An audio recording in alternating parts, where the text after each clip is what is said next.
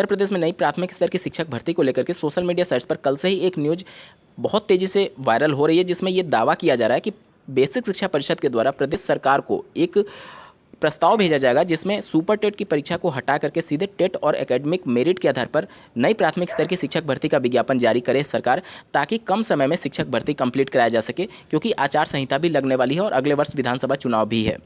साथ ही अभ्यर्थियों के द्वारा सरकार पर दबाव बनाने के क्रम में ये भी कहा जा रहा है कि एक अभ्यर्थियों के द्वारा आंदोलन किया जाना चाहिए सरकार पर दबाव बनाने के क्रम में, ताकि वह सुपर टेट को हटा करके सीधे टेट और एकेडमिक मेरिट के बेस पर शिक्षक भर्ती का विज्ञापन जारी करे, ताकि चुनाव से कम भर्ती कंप्लीट हो जाए। इन सभी खबरों में कितनी सच्चाई है, साथ ही क्या ये प्रैक्टिकली संभव होगा, इन सबके रिगार्डिंग इस वीडियो में डिटेल में चर्चा करेंगे। तो अंत तक जरूर जुड़े रहिएगा इस वीडियो के साथ, बिना किसी पार्ट को स्किप किए हुए।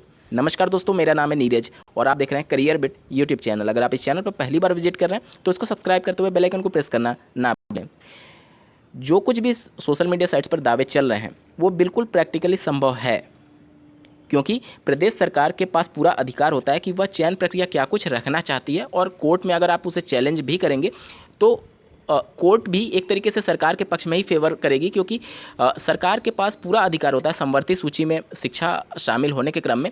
तो रिक्तियों के क्रम में क्या कुछ नियम होगा, क्या कुछ क्राइटेरिया होगा, उसका पूरा अधिकार राज्य सरकार के पास होता है। तो नियम कुछ भी बनाया जा सकता है और इसमें कोई खास बहुत बड़ी चीज़ भी नहीं है। जिस प्रकार से वर्ष 2018 में अध्यापक सेवा नियमावली 1981 में 21वां संशोधन करके सुपर टेट को इंट्रोड्यूस किया गया था, उसके बाद से 22वां संशोधन बीएड को शामिल कराने के लिए किया गया, और उसी के क्रम में अगला संशोधन 23वां करके सरकार अगर चाहे तो वह सुपर टेट को खत्म करके सीधे टेट और एकेडमिक मेरिट के आधार पर शिक्षक भर्ती का विज्ञापन जारी कर सकती है। लेकिन ये तभी संभव होगा जब अध्यापक सेवा नियमावली 1981 में संशोधन किया जाए।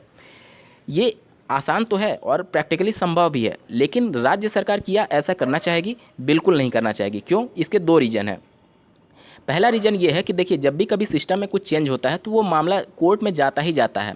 वर्ष 2018 में पहली बार सुपर टेट की परीक्षा इंट्रोड्यूस की गई थी प्रदेश की वर्तमान सरकार के द्वारा। उसके पहले कोई भी लिखित परीक्षा का आयोजन नहीं होता था। टेट और एकेडमिक मेरिट के आधार पर ही शिक्षक भर्ती का विज्ञापन जारी होता था और उसी के बेस पर नियुक्तियां दे दी जाती थी। लेकिन वर्ष 2018 में पहली बार 68,500 सहायक अध्यापकों की भर्ती के लिए सुपर टेट यानी लिखित परीक्षा का आयोजन किया गया।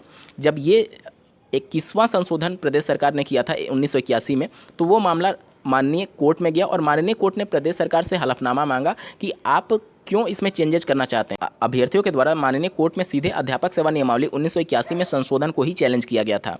अभ्यर्थियों का ये दावा था कि जब प्रदेश सरकार एक बार शिक्षक पात्रता परीक्षा यानी यूपी टेट की परीक्षा करा चुकी है तो फिर दूसरी परीक्षा का क्या कुछ मतलब बनता है। जिसके बाद से कोर्ट ने भी प्रदेश सरकार से हलफनामा मांगा था और कोर्ट में प्रदेश सरकार ने ये हलफनामा दिया कि वह योग्य टीचर की हायरिंग करना चाहते हैं। इसके लिए वह कई पैरामीटर्स पर अभ्यर्थियों को तौलना चाहते हैं। उन्होंने ये बताया कि टेट की परीक्षा में सिर्फ 5 सब्जेक्ट होते हैं, जबकि सुपर टेट की परीक्षा में 14 सब्जेक्ट्स से प्रश्न पूछे जाते हैं। तो हर मानक पर टीचर खड़ा उतरे, इसके लिए वो सुपर टेट परीक्षा को इंट्रोड्यूस कर रहे हैं और माननीय कोर्ट ने भी सुपर टेट की परीक्षा को सही ठहराया था। और ये भी होता भी है, क्योंकि समवर्ती सूची में शामिल होने की वजह से राज्य सरकार जो भी नियम बना दे वह पूरी तरीके से सही होता है। अब आपके मन में ख्याल ये आ सकता है कि जब वर्ष 2017 में माननीय सुप्रीम कोर्ट ने उस समय की तत्कालीन सरकार के द्वारा जब शिक्षा मित्रों का समायोजन किया गया था तो उसे रद्द क्यों कर दिया गया था? क्योंकि वो भी तो राज्य सरकार के द्वारा नियम बनाया गया था, तो फिर उसे क्यों रद्द किया गया? देखिए, अगर आप कानून के दायरे में रहते हुए और नियम कानून को फॉलो करते हुए अगर कोई भी नियम अपनाएंगे तो आपका पूरी तरीके से माननीय कोर्ट भी उसका सम्मान करेगी। लेकिन कि शिक्षा मित्रों के समायोजन में उस समय की तत्कालीन सरकार ऐसे शिक्षा मित्रों को भी परमानेंट कर रही थी जो कि टेट भी क्वालिफाई नहीं थे, जो कि आरटी एक्ट 2009 का खुले तरीके से विरोध कर रहा था। क्योंकि आरटी एक्ट 2009 में स्पष्ट शब्दों में लिखा गया है कि शिक्षक पात्रता परीक्षा पास होना अनिवार्य होगा सभी शिक्षकों के लिए। तो बिना टेट क्वालिफाई किए ही इन अभ्यर्थियों को समायोजित प्रदेश की सरकार कर रही थी। इस वजह से माननीय सुप्रीम कोर्ट ने उस समायोजन को रद्द कर दिया था। अब जो सोशल मीडिया साइट्स पर वायरल हो रहा है, अगर प्रदेश की वर्तमान सरकार उस पर विचार विमर्श करने लगे और सुपर टेट परीक्षा को अगर वो हटाना चाहेगी तो उस पर 2 प्रकार से दबाव बनेंगे। पहला तो ये कि ये मामला फिर से कोर्ट जाएगा, क्योंकि जब भी कुछ सिस्टम में चेंज होता है तो ये मामले कोर्ट जाते ही जाते हैं।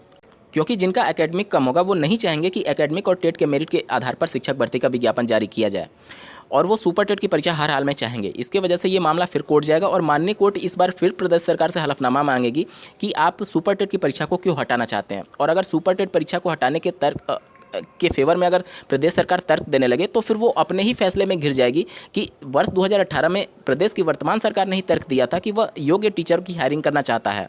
तो अब अगर सुपर टेट की परीक्षा को हटा दिया जाए तो प्रदेश सरकार अपने ही फैसले पर घिर जाएगी कि क्या अब आप अयोग्य टीचर की हायरिंग करना चाहते हैं। तो इस वजह से ये बहुत कमजोर पक्ष हो जाएगा प्रदेश सरकार के लिए और अपना ही फैसला उनके लिए गले की हड्डी बन जाएगी।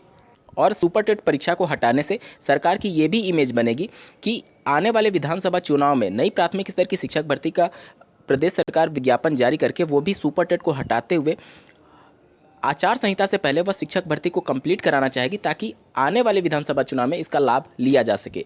तो सीधे तौर पर एक ऐसा इमेज प्रदेश सरकार का बनेगा जिसमें राजनीतिक लाभ के लिए वह इस नियम को हटा रही है और राजनीतिक लाभ के लिए योग्यता को दरकिनार कर रही है, जैसा कि वर्ष 2018 में उनके द्वारा हलफनामा दिया गया था। प्रदेश सरकार सुपर टेट की परीक्षा को हटाना नहीं चाहेगी। इसका दूसरा तर्क ये हो सकता है कि जब सुपर टेट की परीक्षा वर्ष 2018 में 68,500 में इंट्रोड्यूस किया गया था तब प्रदेश की पिछली सरकार के द्वारा इसका खुले तौर पे विरोध किया गया था और पिछली सरकार ने जो अभी UPSSC आयोग के द्वारा PET की परीक्षा का आयोजन किया गया उसका भी उन्होंने विरोध किया था और उन्होंने कहा था कि हमारी सरकार बनते ही पहली कैबिनेट मीटिंग में पेट की परीक्षा को वो रद्द कर देंगे और आने वाली UPSSC की डायरेक्ट भर्तियाँ आएंगी। और सपा सरकार में कई मंत्रियों के द्वारा सुपर टेट परीक्षा को बार बार विरोध किया जाता रहा और उनके द्वारा लगातार ये कहा जाता रहा कि अगर हमारी सरकार बनती है तो सुपर टेट की परीक्षा को हटा दिया जाएगा और डायरेक्ट वैकेंसीज निकाली जाएंगी।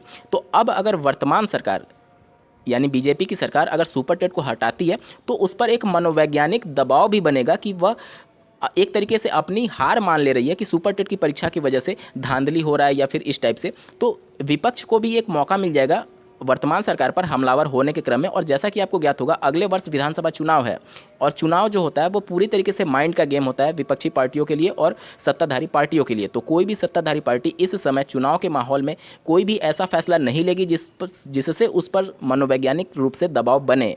तो इन सबको देखते हुए बहुत ही कम चांसेस हैं कि प्रदेश की वर्तमान सरकार सुपर टेट की परीक्षा को हटाए। उम्मीद करता हूँ आप सभी के डाउट क्लियर हुए होंगे। इस वीडियो को देखने के लिए आपका बहुत बहुत धन्यवाद। भगवान करे आपका दिन शुभ हो।